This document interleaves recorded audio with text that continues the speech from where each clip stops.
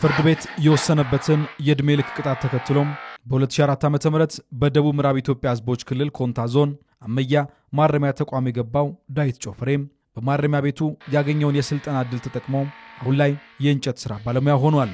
ሐዋሳ ድረስ በመጓዝ ስልጠና መውሰዱን የሚናገረው ታራሚው በርካታ ጠቀሜታን እያገኘ መሆኑን ገልጿል። ያው እንግዲህ ጥቅሙ እግዚአብሔር ይመስገን የሰራ ሰው ይጠቀማል። ማረሚያ ቤት መታሰር ብቻ ሳይሆን የሥራ ክህሎትንም የራሱ ለውጡም የባህሪውንም የመታረምን የሚገልጽበት ሁኔታዎች ጭምር ነው ስራው ብር ብቻ ማግኘት አይደለም።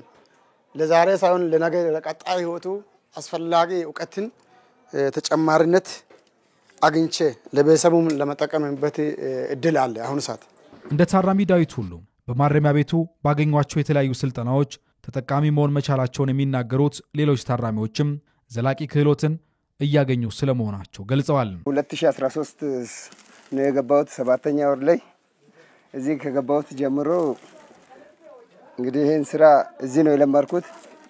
በተቆሙ ቁጥጥር ስር እየኖርኩ ነው የለመርኩ ማለት ነው። ይሄን ስራ ከጀመርኩ ጀምሮ በእጄ ያደርኩ ነው። በቃ በእጄ ያደርኩ ቤተሰብም ምናምን አልፈልግም። በቃ በዚህ ሙያዬ ይሄ መሶብ ወርቅ ሰራለሁ። ዳቦ መሶብ በየአይነት ነው የምሰራ። እየሰራው በቃ ራሴ ተስተዳደርኩኝ ነው።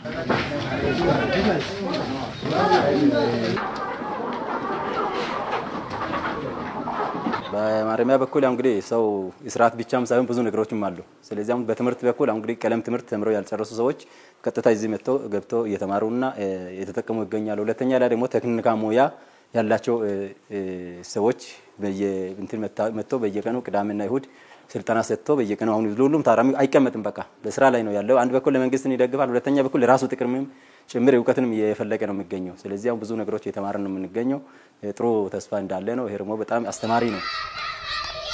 የኮንታ ዞን አመያ ማረሚያ ተቋም ታራሚዎችን ከማረምና ከማነጽ ባለፈም ብቁና አምራች ዜጋ እንዲሆኑ የኮንታ ዞን በሚያደርገው ድጋፍ ከአንደኛ እስከ 8ኛ ክፍል ከሚሰጠው የቀለም ትምህርት ባለፈም ታራሚዎች በሚያገኙት የተለያዩ የክህሎት ስልጠናዎች ከፍተኛ ለውጥ እየመጣ ስለመሆኑ አሳውቋል። አሁን ለአብነት ያክል ከዚህ ተቋም ተፈተው የሚወጡ ሰዎች በበግ እርባታ ላይ ተሰማርተው ሰርቶ አንድ ሰው በነፍስ ወከፍ 50 እና 60 ሺህ ብር ይዞ የሚወጣበት ሁኔታ ነው ያለው በተቋም ደረጃ። አሁንም በውዲ ወርክ ስራ ላይ ቀደም ባየነው ልክ በርካታ ሰዎች ተደራጅተው ሰርቶ እዚህ ሆኖ ልጆቻቸውን የሚያስተምሩ የህግ ታራሚዎች አሉ። እዚህ ሆኖ ቤተሰብን የሚያስተዳድሩ የህግ ታራሚዎች አሉ። በዚህም ልክ ራሱን በኢኮኖሚ አሳድጎ በአስተያሰብ በአመለካከት አሳድጎ እንዲወጣ የሚደረግበት ሁኔታ ነው። ይሄ ደግሞ በየማህበሩ በየዘርፉ ተሰማርተው የሚሰራ ሰው ጥቅሙ ለታራሚው ለግሉ ነው እንጂ ከዚህ ላይ እንደ ተቋም የምንጠቀመው ነገር የለም። እንደ መንግስት ከነሱ የሚወሰድ ቀረጥም የለም። ታራሚ በራሱ ሰርቶ በራሱ ተጠቅሞ ኢኮኖሚን ጭምር አሳድጎ እንዲወጣ የሚደረግ ስራ ነው እንደ ተቋም እየተሰራ ያለው።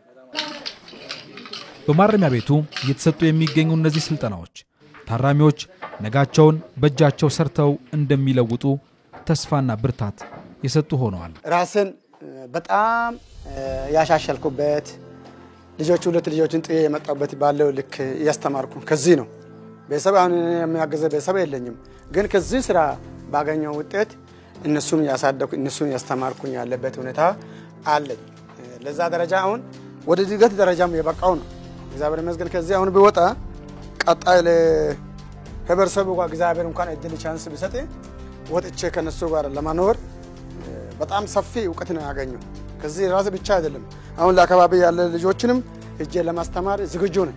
እኔ ከዚህ ከወጣሁኝ ለቤተሰቤም ራሱ ስለምግባሬን ሁሉ በጥሩ ሁኔታ ከዚህ ይዤ ወጥቼ ቤተሰቤ ማስተዳደር ከቤተሰቤ ጋር ተስማምቶ መኖር ከጎረቤት ጋር ከሁሉ በቃ ከቀበሌው ጋር ተስማምቶ መኖር